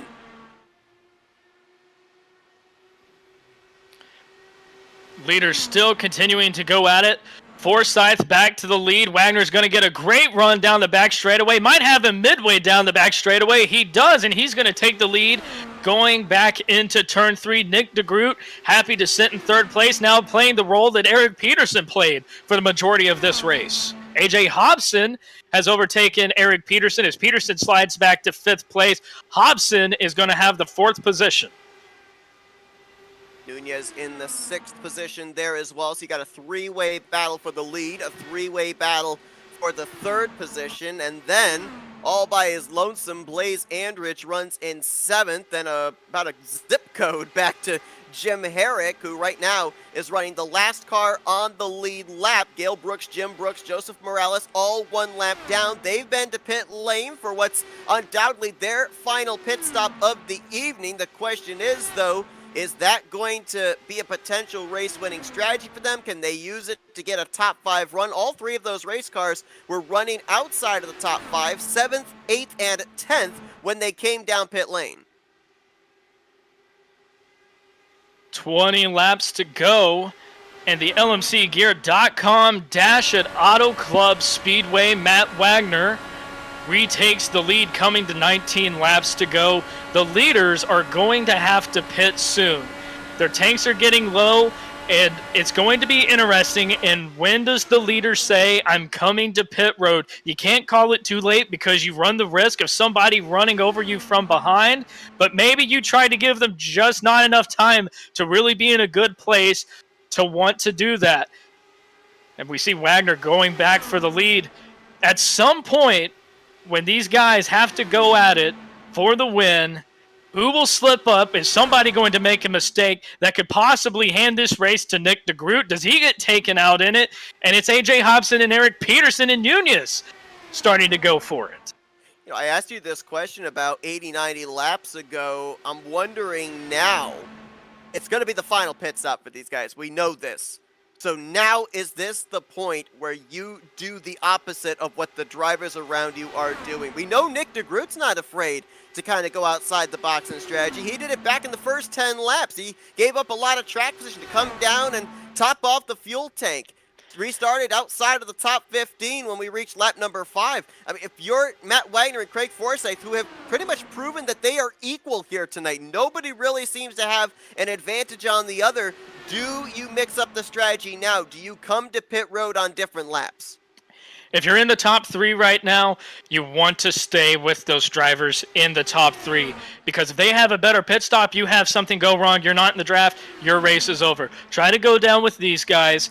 Get as good of a pit stop as you can get. We saw on the last green flag pit stop, Greg Forsyth, he did come in the leader, but him and Matt Wagner came in almost side by side into pit lane. Matt Wagner has the last pit stall on pit road going into turn 1, and that could have hurt him. Craig Forsyth had an amazing pit stop, got out of his stall great, and was able to get out to a second lead. Nick DeGroot is not a driver that makes a lot of mistakes either. So much on the line in the final 15 laps here, and we will remind the viewers, double points are up in this race.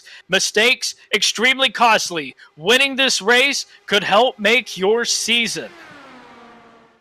You know, it's interesting you bring up that pit stop between Wagner and Forsyth that translated to about a second difference, and it was only half a second.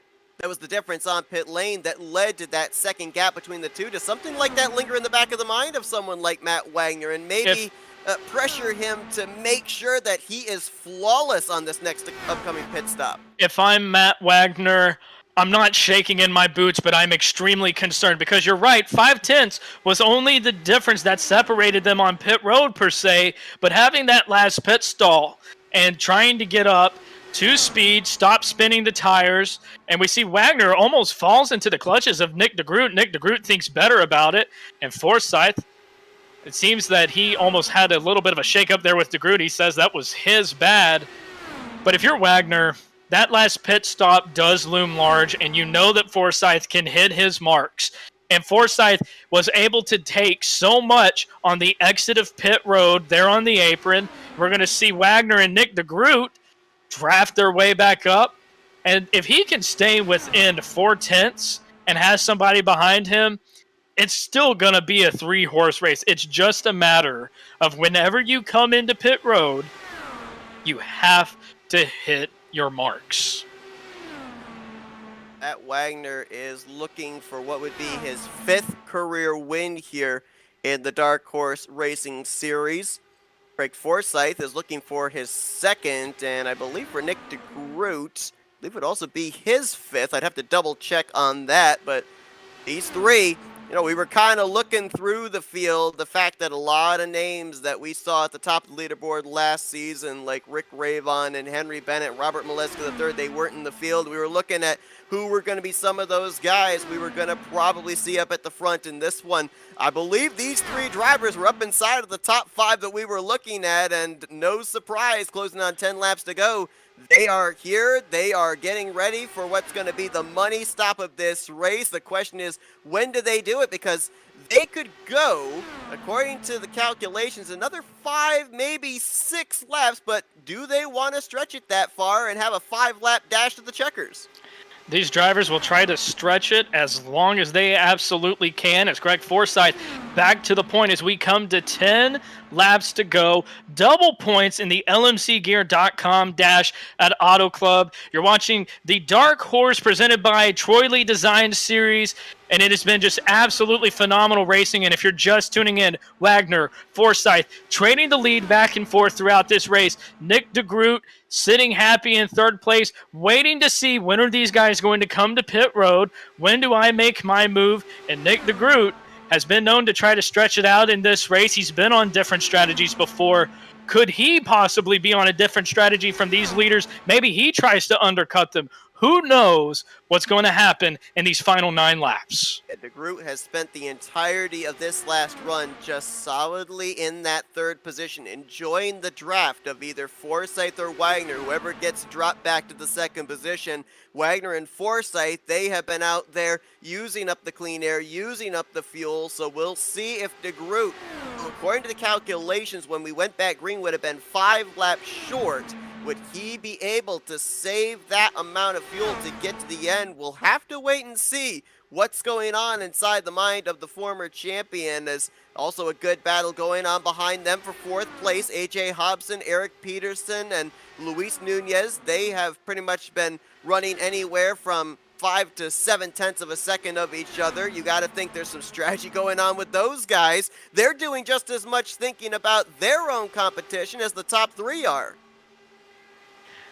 And one of the biggest worries now, if you pit too soon, does somebody mess up trying to get onto pit road and the caution comes out and you're sitting a lap down?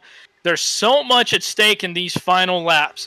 Nick DeGroot, I think, is sitting in the catbird seat. He is right where I would want to be, because his move is going to be completely based off what the 2 in front of him do. Matt Wagner and Craig Forsyth will do the exact same thing. When one says they're going to pit road, the other one, in a very interesting line by Forsyth down the back straightaway, snaked all the way to the white line.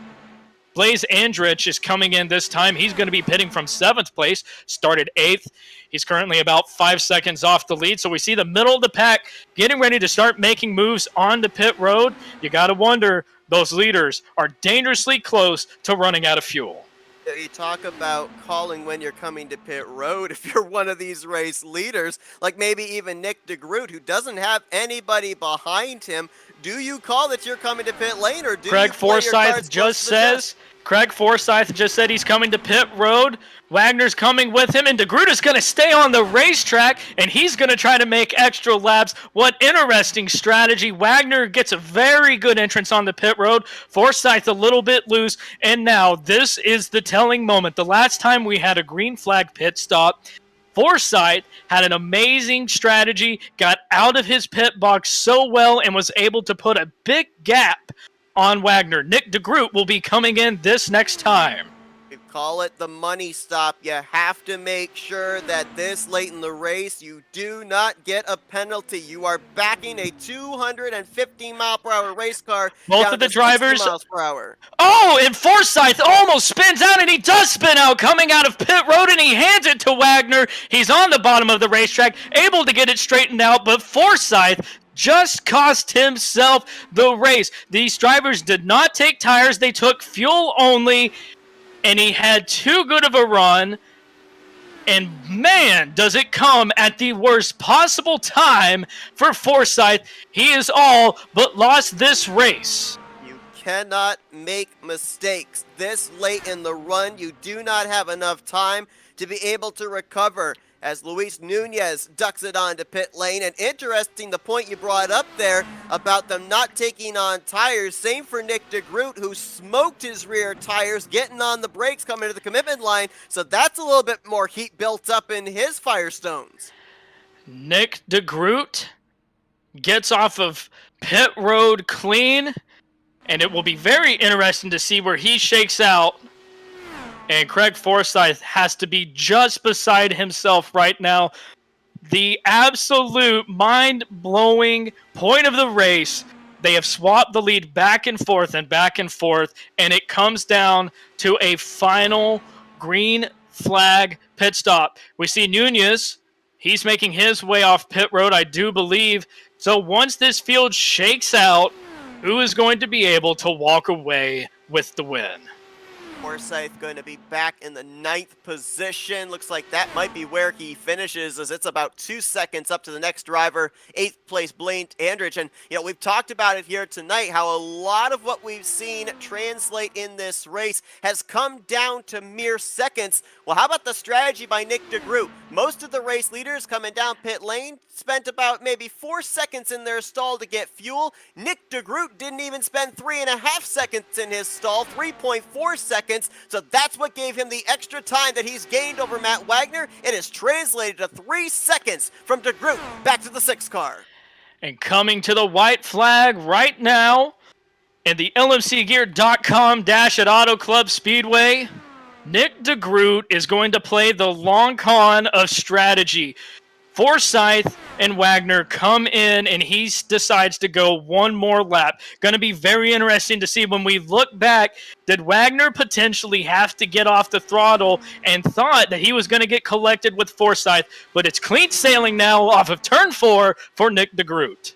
Nick DeGroot won the championship back in Season 2 with 5 victories. In the last 2 years, he's had 2 victories, and he'll start off Season 5 with a victory here at Auto Club. The LMCgear.com dash goes to the former champion.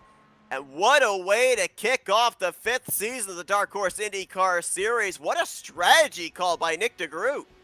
And taking a look at how the rest of the field shakes out, Matt Wagner dashing for the lead throughout the entire race, is not able to get it done after that last pit stop. He ends up 3.5 seconds back off our winner, Nick DeGroot. Nunez in 3rd, Gale Brooks in 4th, Eric Peterson rounds out the top 5.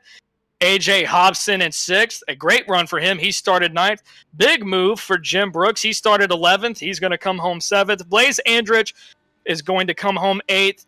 And the story of the night, Craig Forsyth finishes 9th, had the lead coming onto pit road with about 4 laps to go. Beautiful pit stop, was going to come out ahead of Wagner, gave it too much gas on old tires, and he spins out, and it costs him the race. Now, what would have been very interesting to see would have been, had he been able to maintain his car, stay on the apron, and continue going, and him and Wagner running 1-2, would they have had anything for Nick DeGroot, who was on the alternate strategy, and he's going to go ahead and park it in victory lane? Right, that would have been the interesting thing, especially with the fact that, 3 seconds between DeGroot and Wagner. If Wagner and Forsyth had come off pit road together, that would have been 2 cars versus 1 car, especially with straightaway speed. Would they have been able to cut that amount of time down in the final stages? But how ironic is it in the case of Nick DeGroot's night? Lap 3, caution comes out. He comes down pit lane, gives up all that track position to begin pit strategy outside the box of most of the rest of the field, and didn't even, I don't think, lead double-digit laps here tonight. Leads about the last 3 or 4 laps of this event. I mean, who would have thought that a strategy call that wins you the race could have taken place all the way back in the first 5 laps of this race?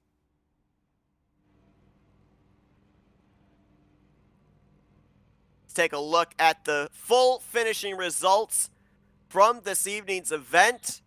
DeGroot with the victory, Wagner in 2nd, Nunez in 3rd, and with this being a double points race, drivers that finished up here inside of the top 5, they are going to rake in some very valuable points heading into Las Vegas next week. On the flip side, though, a lot of big names finishing down outside the top 10, outside the top 15. Schaus, Teed, Hysong, a lot of drivers that we looked at as drivers that, if not for the win, we're going to compete for top 5s and top 10s here tonight. They're going to be looking at Las Vegas next week to be on the comeback trail. And after taking a look at that final pit stop going on board with Matt Wagner, a very interesting call here by him that I'm interested to ask him, was it just a mental lapse, or did he see what was about to happen with Forsyth? When he comes out of his pit box, he's got the pit limiter on. He's going to come out right behind him, but he keeps the pit limiter on until the second white line starts on the bottom. You got to wonder, how much time did he lose there that allowed Nick DeGroot to get away with this race? Well, we're going to get a chance to find out the answer to those questions here in just a moment, as drivers climb from their race cars, and we're going to be able to talk to them about their evenings. I believe we have one of them standing by right now. What a debut here tonight for Luis Gonzalez Nunez, who is going to start third and finish third in tonight's season opener. Let's talk with him now. Hey, Luis, it's Joey and Seth up here in the FRM booth. You got us? Yeah, hi here. Well, man, I mean, first off, congratulations. A tremendous job here tonight in your first race of the Dark Horse Racing Series. I mean, we saw you up inside the top 5 pretty much the entirety of the night. What was it like out there? What were some of the conditions that you were battling with here in this evening's long race? Was fun. I really didn't get too much practice in race, so I really tried to figure out in the middle of the race. So I'm really scary about if it can go straight like full gas or half a gas on there. So in one moment I lost. I was a 4th place. I remember 4th place. Yes. So I got to the pit stop. I abort in the last second because I was so fast to come in. So I lost couple positions. I was on 8 or 9 or something like that. So the yellow flag helped me and saved me a lot on this night. So I'm really happy for that. And we saw you have a moment early on in the race. I believe it was with TJ Elaine, almost a big wreck. Was there ever and I am incorrect on that. It wasn't with TJ Elaine. I believe it might have been Eric Schaus, where you just got into the back of him a little bit. Was there ever a concern about the amount of aggressive racing in this? And as the race went on, were you ever worried about, I might get caught up in somebody else's wreck? Maybe I've had my one good break for the race, but you're able to battle back up to third. I'm really concerned about the people try to understand if we need to catch it from the people. Like I remember that situation when he told me. I tried to think about, let's fight. Don't fight together because we need to catch it the front of the field. So I tried to don't fight too much, but it's like maybe it's different mentality what I have now. So actually, now I remember one guy is going to apron. I come back to the line for the line. So I don't remember who it is. Eric thinks it's something like that. So that's what's really scary. This is my 2 main scary moment on the race. So, but I'm really happy because I really have a tough 2021 in another league. I have it at DW12. So I'm really happy with this podium. So I gonna strong for the next one. So I just come to learn the people because I just only recognize couple of them, Nick, Matt, Eric, Charles. So Jim, what else I saw the names here, Jimmy. So I have a couple names I recognize, but the other one is really new for me. But I'm really happy with the performance. I thought it's gonna be on green flag all the race, but really happy for that. So happy for the yellow flag because it's really for the expectation for the viewers, the people like see. Oh, it's a good definition. Actually, there's good definition on the end where like 3 laps to go, you need to go to the pits and just splash, and that's what I think about. I almost spin on my exit, like when I see. Craig, so I saw Craig spin, so I like okay, this is the 3rd position, doesn't matter, and yeah, I'm really happy for that, and congratulations also for Nick and for Matt for the good performance. And Luis, just one last question for you. Throughout the race, is it in the back of your mind that this is a double points race? I really need to try to save what I've got, try to get through any incident so I can try to finish strong?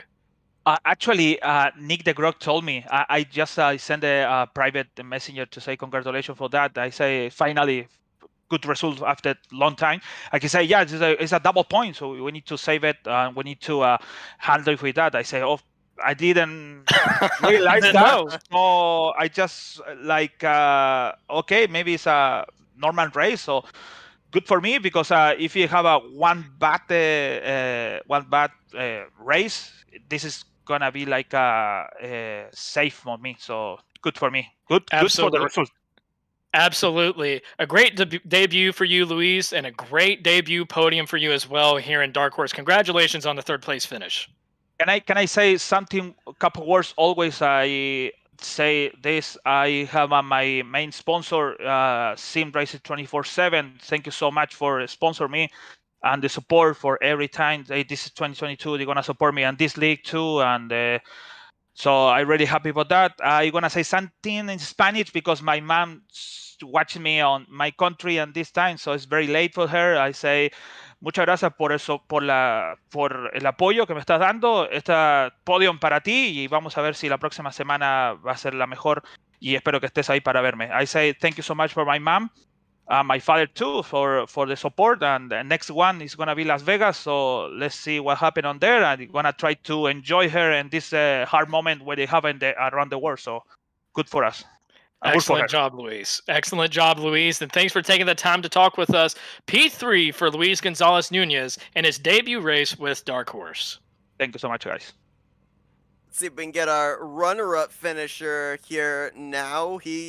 I don't think the statistics that we're going to see after this race are going to do justice to just how many lead changes we had. It's only going to score the lead changes to the start-finish line, but we had about 2 or 3 every lap between start-finish line to start-finish line. But he brings it home in the second position here tonight, and that is Matt Wagner. Let's see if we can get a word with him now.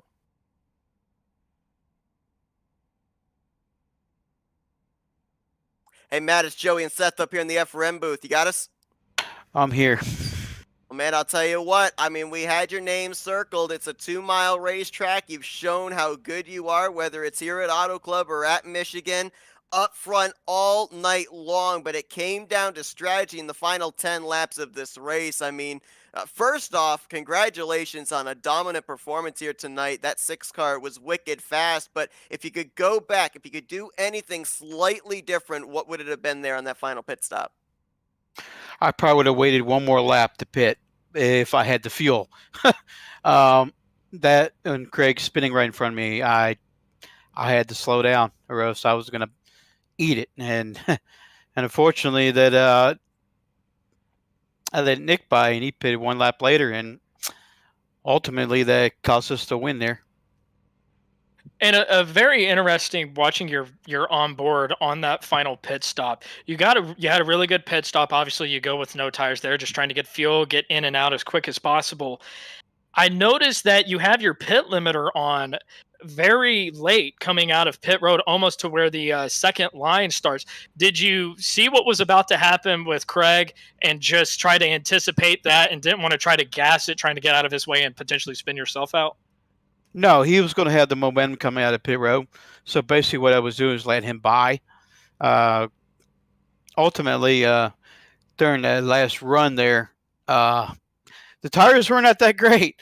And they were pretty a little bit unstable. So I was just babying it on home.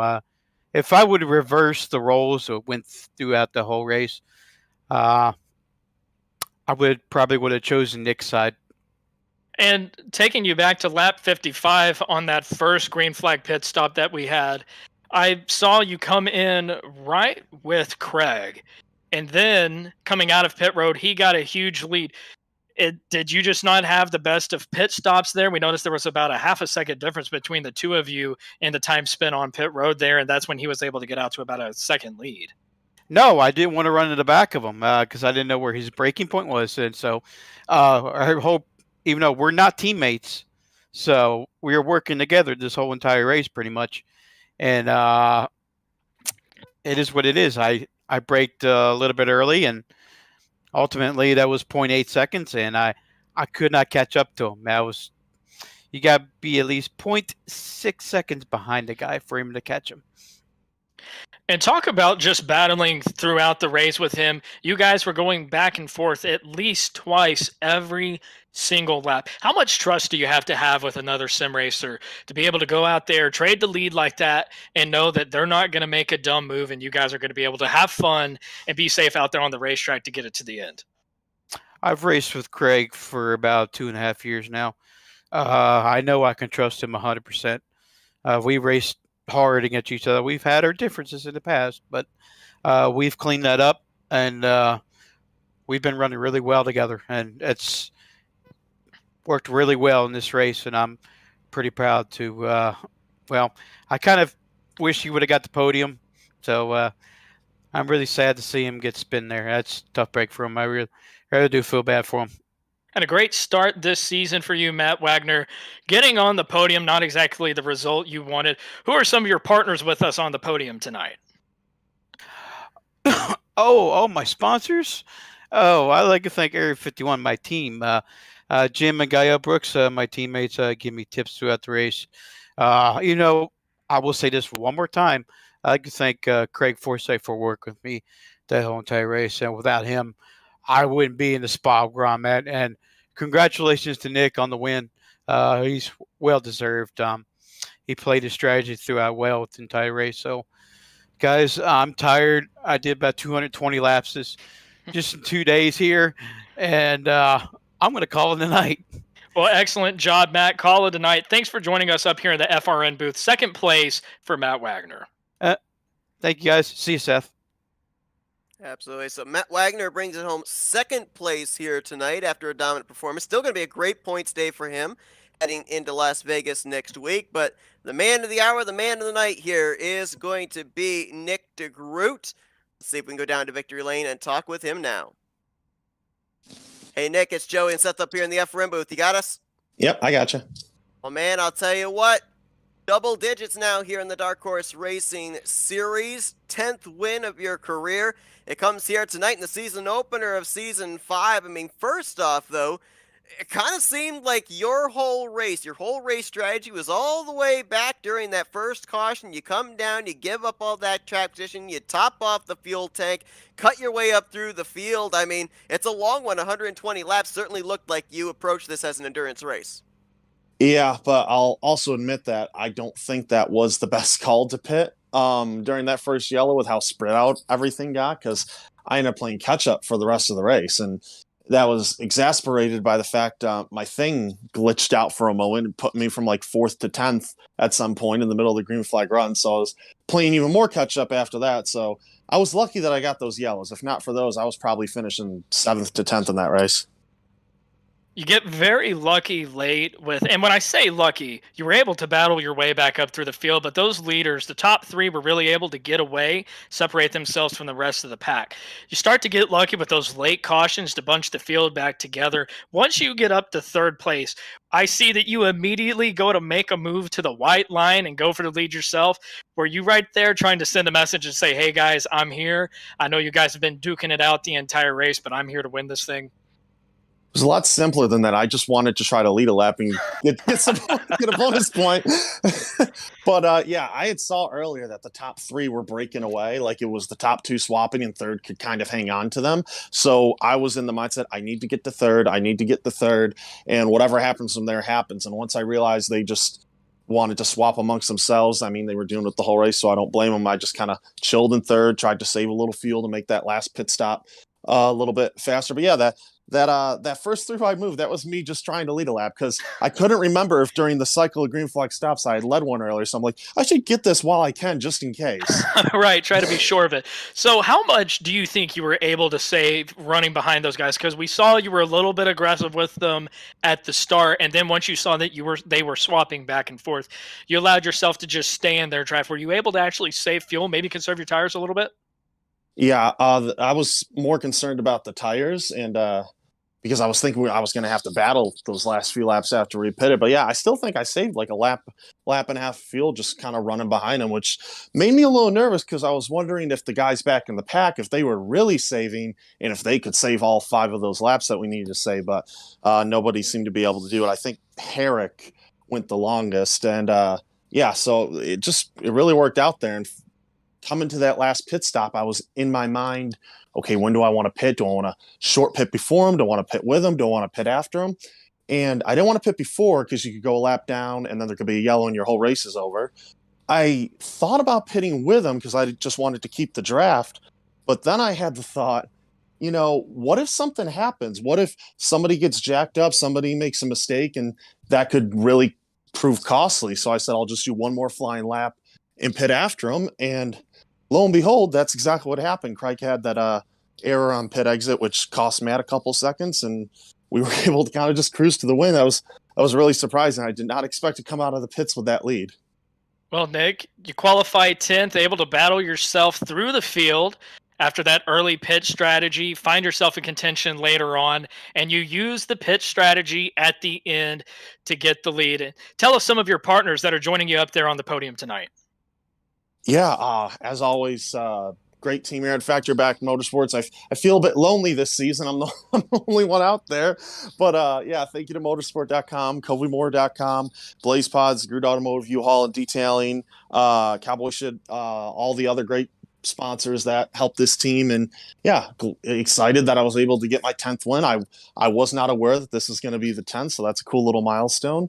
And yeah, double points is also a great race to go out and win, and let's go get this championship. Well, Seth, I called it at the start of the race, and I have to say it while Nick is still with us. When we were pacing around getting ready to take the green flag, we talked about some of the drivers that wouldn't be in the league this year and how that could maybe shake things up. Maybe we see some new contenders out front. What did I say? I don't think anybody's beating Nick DeGroot this year. A strong statement, but he gets it done in the first race. Double points. Nick, congratulations on yet another win in Dark Horse. Thank you, guys. As he continues to celebrate the win in the season opener here tonight at Auto Club Speedway. I mean, what a way to open up Season 5 of the Dark Horse Racing Series. A race of strategy. We knew it was going to be, but it was strategy under green flag conditions, and also strategy of trying to figure out when and if those cautions were fall. 3 cautions here tonight, one in the early portion, one in the halfway point, and then one that set us up for a bit of a 20-some-odd lap sprint to the finish. So, definitely a strategy race for all of these guys here tonight. With that being said, now what's the outlook for these drivers when we go mile and a half racing next week at Las Vegas? You take it track by track. Auto Club was a track that we knew that the draft was very much going to be in play. Now you go on to a track where you don't have near as much room. You don't know. You got some newer faces in this league. How are guys going to be able to take a track where cars are going to be more bunched together? We know the racing will be close at Las Vegas, but if that's another race that goes green flag throughout, just like this, you're going to see the field get strung out. Qualifying is going to be extremely important going forward. We saw Nick come out and admit that strategy of pitting early on lap 3 was just not the call, and he would probably I wouldn't say now that he's won the race he probably wouldn't take it back, but early on he was probably thinking, what have I gotten myself into? So this is just going to be a trial and error with some drivers that are newer to this league. But the last thing that you want to see is Nick DeGroot win the first race, a double points race, might I add. That is one of the most dangerous things that you could have seen, because Nick DeGroot is somebody that is consistent, doesn't make a lot of mistakes on his own, and is just a very good sim racer overall. So a lot of guys are going to be playing catch up, especially with some of the accidents that we saw. Very much interested to see how the rest of the season unfolds. But what a treat we had at Auto Club. This race featured everything. The leaders swapping back and forth almost the entirety of the race. And then we see some late cautions. We see some late fuel strategy. And who doesn't love a good fuel mileage race? Especially one where the leader spins out coming off pit road with 5 laps to go and hands the lead and hands the win to someone else. So just an all-around great race at Auto Club Speedway. What a way to kick off the Dark Horse presented by Troy Lee Design Series for 2022. Absolutely. We saw the landscape of this race change several times from the start to the finish, and Nick DeGroot is the one that emerges victorious here tonight in the season opener. We mentioned him getting that 10th win of his career, a milestone for him so far here in the Dark Horse Racing Series. We've never had a multi-time champion. Could tonight's victory be the first step to DeGroot being a 2-time champion in the series? We're going to have to wait and find out as the next chapter of this storybook season continues next week at the Las Vegas Motor Speedway. Join us here on FRN next Wednesday night with the green flag scheduled to fly at 8:10 p.m. Eastern Standard Time. Our coverage begins at 8 o'clock p.m. Eastern Standard Time. Should be a good one. Joey, tremendous season opener, as you said, here tonight at Auto Club. I appreciate you joining the booth here tonight. Yeah, absolutely. Always a pleasure to be in the booth here for FRN. Looking forward to hopefully doing some more races this season when I'm not busy in another league getting myself wrecked. But what a tremendous start here at Auto Club, and I hope to be joining you guys again soon. And a big thank you to everybody that tuned into our coverage here tonight as well. Hope you guys enjoyed it, and hope that you will continue to join us here on Wednesday evening as we continue to cover the 5th season of the Dark Horse Racing Series. For Joey Chapman, I'm Seth Cole. Enjoy the rest of your Wednesday night, folks, as you've been watching another broadcast courtesy of the Flat Out Racing Network. This broadcast is the copyrighted work of Flat Out Racing Network and may not be rebroadcast, retranslated, or used in any form without the express written consent of Flat Out Racing Network and iRacing.com Motorsports Simulations. Flat Out Racing Network would like to thank you for your support, and we hope you enjoyed tonight's broadcast.